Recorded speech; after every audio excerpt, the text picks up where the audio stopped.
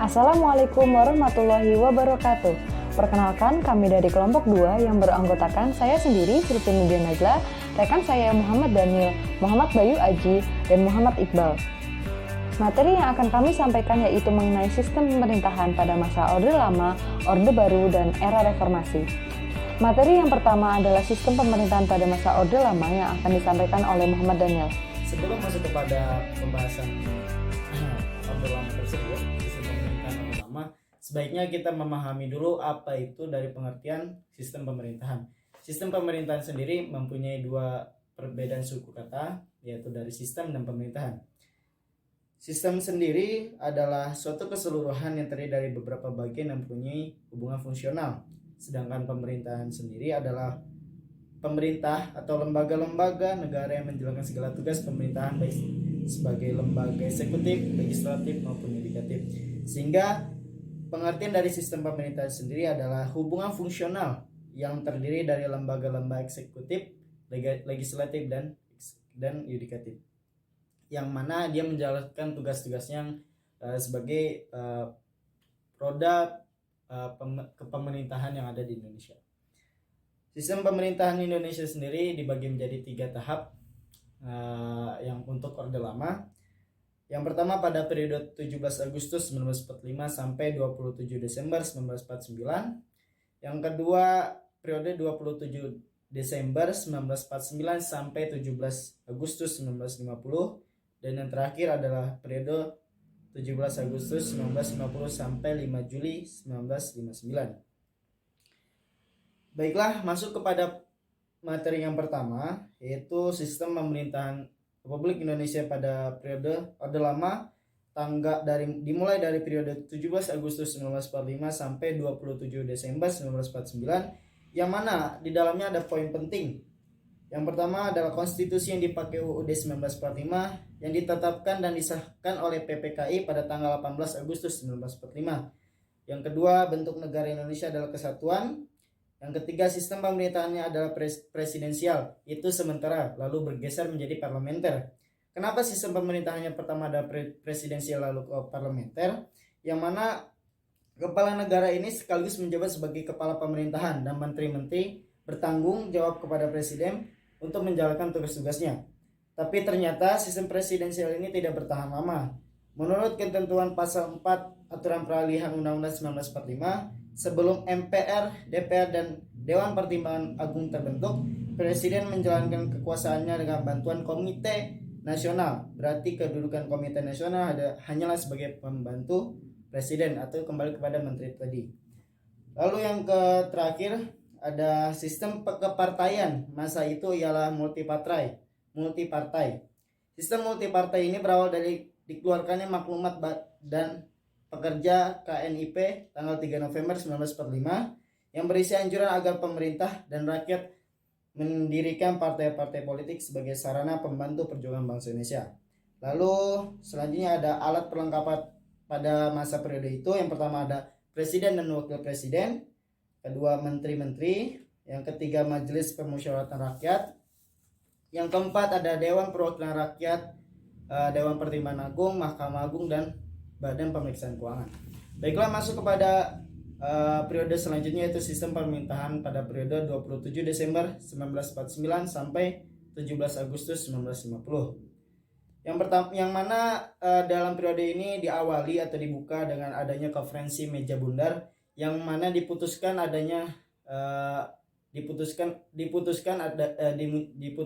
dibentuknya Republik Indonesia Serikat atau yang kita sebut dengan RIS, yang mana di sana pula dibentuk Uni Indonesia Belanda yang terdiri dari dua negara, yaitu Republik Indonesia Serikat dan Belanda, yang mana bahwa Belanda telah mengakui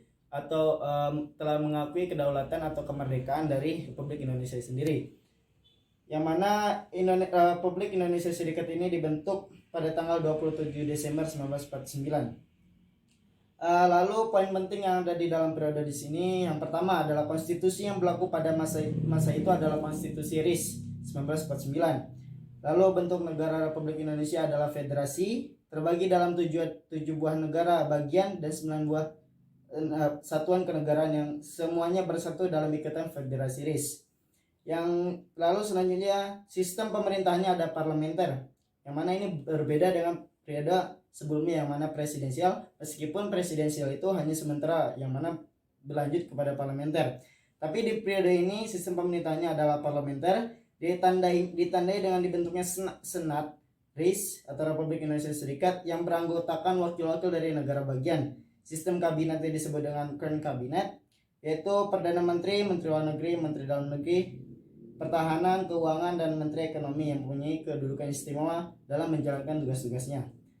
Lalu alat perlengkapan dalam Republik Indonesia Serikat sendiri, yang pertama ada Presiden, Menteri, Senat, Dewan Perwakilan Rakyat, Mahkamah Agung, dan Dewan Pengawas Keuangan.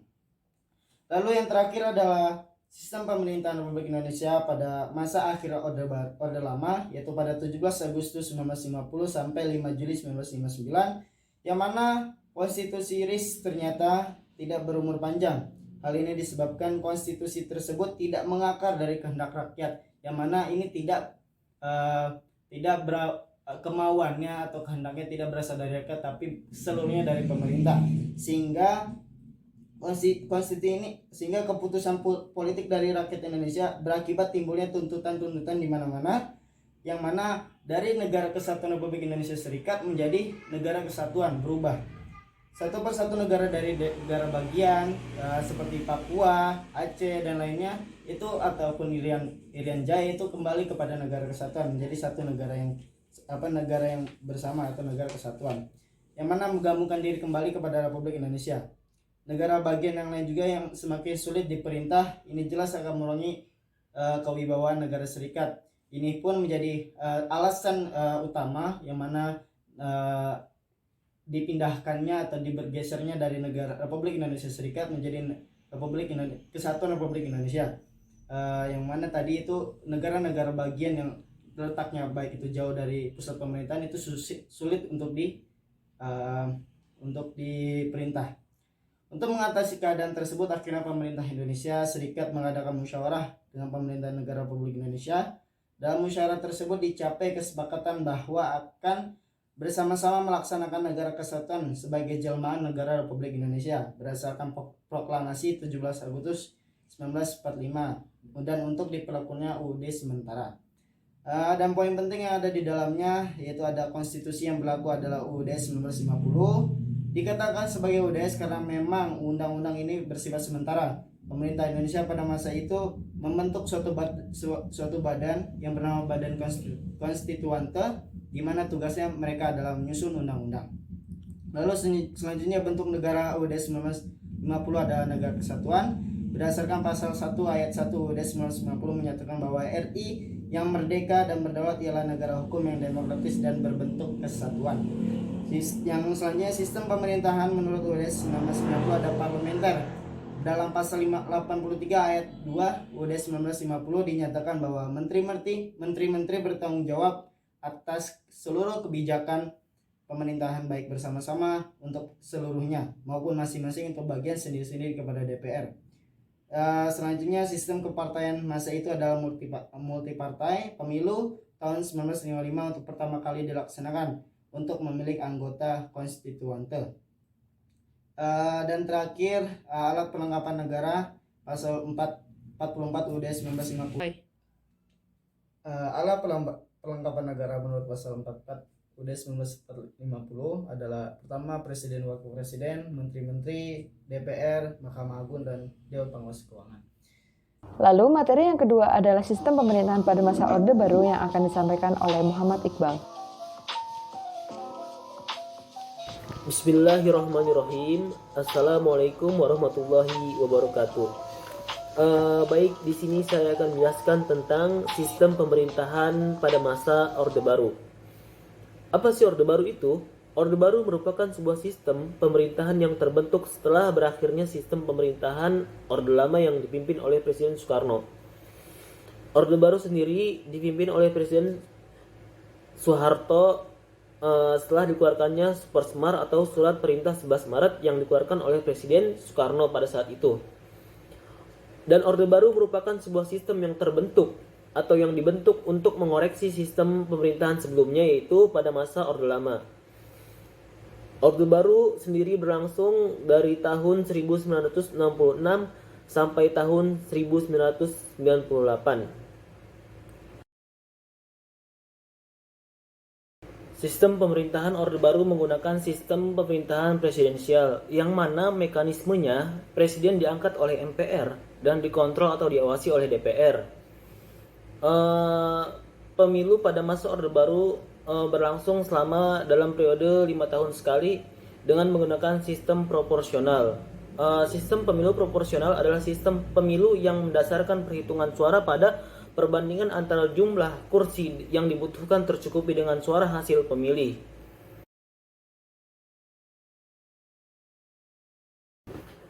Pemerintahan Orde Baru berupaya membangun sebuah sistem pemerintahan yang ideal, yang mana pemerintah ideal menurut Orde Baru adalah pemerintah yang berusaha tampil dominan dalam usaha pembangunan nasional.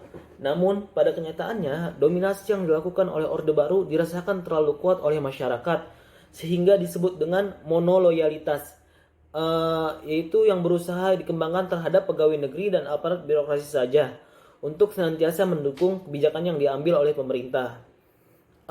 Sejak berkuasanya pemerintahan Orde Baru yang dipimpin oleh Presiden Soeharto, beliau berusaha menata kembali kehidupan berbangsa dan bernegara yang sesuai dengan Pancasila dan Undang-Undang Dasar 1945.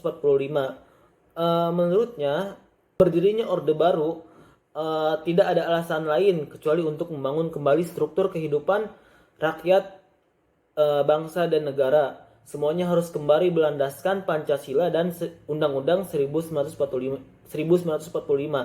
Hal tersebut tak jauh berkaitan erat dengan komunisme yang pernah terjadi pada masa sebelumnya, yaitu komunisme dianggap sebagai akar permasalahan kehidupan berbangsa dan bernegara. Hal inilah yang membuat Presiden Soeharto menerapkan Pancasila sebagai ideologi tunggal berbangsa dan bernegara agar terbentuknya masyarakat dan pemerintahan yang anti komunisme.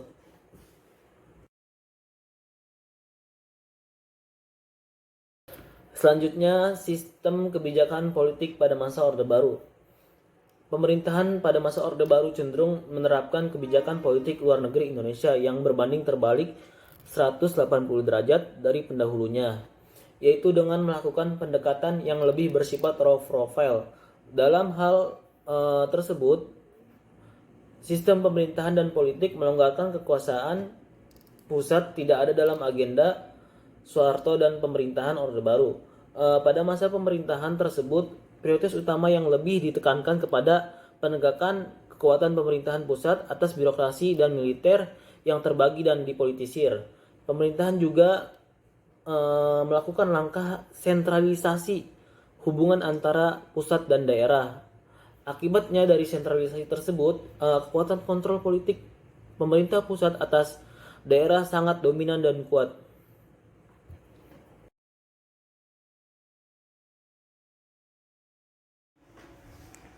Pada masa pemerintahan Orde Baru tak hanya melakukan pembangunan citra dalam bidang perpolitikan saja dalam membangun kehidupan bangsa dan bernegara, akan tetapi juga Orde Baru melakukan pembangunan dalam sektor ekonomi.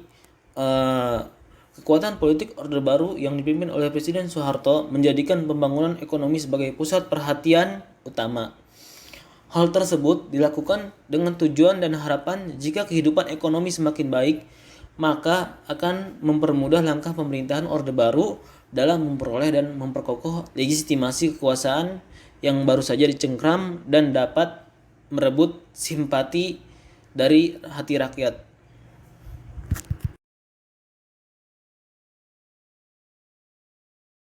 Orde Baru sebagai pemerintahan yang kuat baik secara ekonomi maupun secara politik sebenarnya tak hanya dilakukan dengan memanfaatkan kebijakan-kebijakan yang dibuat saja. Akan tetapi pidato-pidato kenegaraan yang dilakukan oleh Presiden Soeharto selama memimpin Orde Baru itu sangat amat besar pengaruhnya terhadap citra yang berusaha dibentuk untuk meraih simpati hati rakyat. Kemudian dalam menciptakan stabilitas kekuasaan, Presiden Soeharto dan orang-orang terdekatnya tak hanya mengandalkan legitimasi MPRS, tentara, dan Golkar saja. Orde Baru jelas membutuhkan dukungan berbagai alat negara, baik bersifat konstitusional ataupun yang sifatnya ekstra konstitusional, untuk melancarkan agenda politiknya. Untuk itulah kemudian Presiden Soeharto membentuk asisten pribadi atau ASPRI, kemudian menjalankan operasi khusus yaitu OPSUS untuk melakukan apa saja demi membangun konsolidasi rejim yang baru. Sekian dari saya, selanjutnya akan dijelaskan oleh rekan saya. Memasuki materi terakhir mengenai sistem pemerintahan pada era reformasi yang akan disampaikan oleh Muhammad Bayu Aji. Reformasi adalah gerakan untuk mengubah bentuk atau perilaku suatu tatanan dalam konteks negara, karena tatanan tersebut sudah tidak sesuai dengan kebutuhan zaman, baik karena tidak efisien maupun tidak bersih dan tidak demokratis. Peralihan kekuasaan Orde Baru Soeharto menjadi Orde Reformasi sekaligus lengsernya Soeharto pada tanggal 21 Mei 1998 dan diangkatnya wakil presiden saat itu yaitu B.J. Habibie adalah awal mulanya Orde Reformasi. Pada saat itu terjadi polemik yang begitu berat di kalangan pemerintah dan masyarakat. Setelah pemilu pada tahun 1998, yang kemudian terpilihnya kembali Presiden Soeharto pada masa bakti 1999 sampai dengan 2003, karena memiliki suara terbanyak di antara calon yang lain. Namun, sebelum masa baktinya selesai, Soeharto akhirnya mengundurkan diri setelah menjabat lebih dari 3 dekade sebagai presiden. Terjadinya huru-hara yang begitu dahsyat, penjarahan dan pengerusakan yang dilakukan oleh masyarakat serta aliansi mahasiswa Indonesia akibat tidak puasnya dengan pemerintah Presiden Soeharto mengakibatkan demonstrasi sehingga gedung MPR diduduki oleh aliansi mahasiswa Indonesia yang melakukan aksi tersebut. Yang semula sesuai dengan undang-undang yang berlaku saat itu, bahwa presiden harus dilantik di dalam gedung MPR, maka dialihkan ke Istana Kepresidenan agar bisa dilaksanakan dengan kondusif. Sejarah yang begitu panjang dari masa ke masa belum ada yang dapat menentukan sampai mana Orde Reformasi ini berlangsung. Mulai dari tahun 1998 sampai dengan sekarang kemungkinan masih bisa disebut dengan masa Orde Reformasi. Ada beberapa hal yang melatar belakangi terjadinya perubahan masa Orde Baru menjadi masa Orde Reformasi, yaitu yang pertama, terjadinya krisis moneter di Asia Tenggara pada tahun 1997 dimulai dari negara Thailand yang berimbas kepada negara-negara tetangga dan akhirnya terjadi di negara Indonesia. Turunnya nilai rupiah atas dolar yang semula 2.500 dolar menjadi 15.000 per dolar. Terbunuhnya 4 orang mahasiswa Trisakti sehingga memuat amarah aliansi mahasiswa pada saat itu yang juga dikenal dengan tragedi Trisakti pada tanggal 12 Mei 1998. Terjadinya penangkapan aktivis sosial atas mengkritik Presiden Soeharto, kemudian kerusuhan sosial yang terjadi di Jakarta. Setelah kepemimpinannya diserahkan sepenuhnya kepada wakilnya B.J. Habibie pada tanggal 21 Mei 1998, hal itu merupakan era terbarukan atau reformasi bagi negara Indonesia sebagai tonggak awal demokrasi dan peralihan otonomi menjadi desentralisasi yang tadinya hanya berpusat di DKI Jakarta menjadi otonomi daerah yang menyebar di wilayah-wilayah di Indonesia. Karena sebelumnya daerah-daerah Indonesia memiliki sumber daya yang melimpah tidak dapat dikelola dengan baik oleh pemerintah. Sebagai gerakan awal yang dipimpin oleh B.J. Habibie, beliau mendirikan Kabinet Pembangunan. Pada tanggal 22 Mei 1998 memiliki 6 agenda, yaitu pertama, menyukseskan kepemimpinan nasional, kedua, amandemen Undang-Undang Dasar 1945, ketiga, pemberantasan korupsi, kolusi, dan nepotisme, keempat, penghapusan difungsi ABRI, kelima, penegakan supremasi hukum, dan keenam, pelaksanaan otonomi daerah. Walaupun menjabat dengan masa yang singkat, yaitu 1 tahun 5 bulan, B.J. Habibie mampu mengembalikan perekonomian Indonesia menjadi lebih baik, mengambil kebijakan politik yang dirasa cepat dan tepat.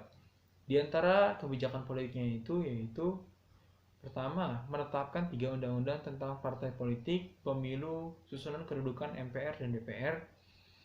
Kedua, membebaskan tahanan atas kritikan pemerintah. Ketiga, memberikan kebebasan beraspirasi, kebebasan pers pada Undang-Undang Pers tahun 1999, menjawab hasil tuntutan reformasi dari masyarakat dengan menetapkan 12 ketetapan MPR.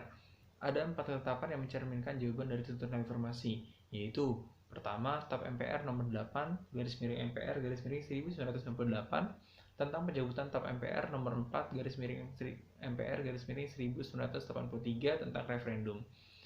Kedua, TAP MPR nomor 18 garis miring MPR tahun 1968 tentang pencabutan TAP MPR nomor 2 garis miring MPR tahun 1978 tentang Pancasila sebagai asas tunggal. TAP MPR nomor 12 garis miring MPR garis miring 1998 tentang pencabutan TAP MPR nomor 5 garis miring MPR garis miring 1978 tentang Presiden mendapat mandat dari MPR untuk memiliki hak-hak dan kewajiban di luar batas perundang-undangan. TAP MPR nomor 13 garis miring MPR tahun 1998 tentang pembatasan masa jabatan Presiden dan Wakil Presiden maksimal hanya 2 kali periode. Menerapkan sistem multipartai dalam pemilu menurut Undang-Undang Partai nomor 22 tahun 1999. Pada masa jabatan ini terjadi peristiwa yang besar yang dialami bangsa ini, yaitu kehilangannya Timur Timur atas referendum untuk memerdekakan negaranya sendiri pada tanggal 30 Agustus 1999 dari hasil yang terbit pada tanggal 4 September 1999 diumumkan oleh PBB dan akhirnya Timur Timur resmi merdeka pada tanggal 19 Oktober 1999. Pada 14 Oktober 1999, MPR melakukan sidang umum melaporkan pertanggungjawaban Presiden. Namun sayangnya, sebagian besar anggota MPR yang beroposisi pada B.J. Habibie menganggap bahwa beliau tidak mampu menjalankan tugas sebagai Presiden. Hal yang menjadi masalah utamanya adalah referendum Timur Timur. Pada tanggal 20 Oktober 1999, MPR mengumumkan bahwa laporan pertanggungjawaban B.J. Habibie ditolak dan pada akhirnya B.J. Habibie mengundurkan diri pada pemilihan presiden berikutnya. Masa jabatan Presiden B.J. Habibie yang mulai terhitung dari tanggal 21 Mei 1998 sampai dengan 20 Oktober 1999 ini sedikit banyak mempengaruhi tatanan kenegaraan Indonesia. Pada hari yang sama setelah pengunduran Presiden B.J. Habibie, MPR mengadakan sidang paripurna untuk memilih presiden selanjutnya.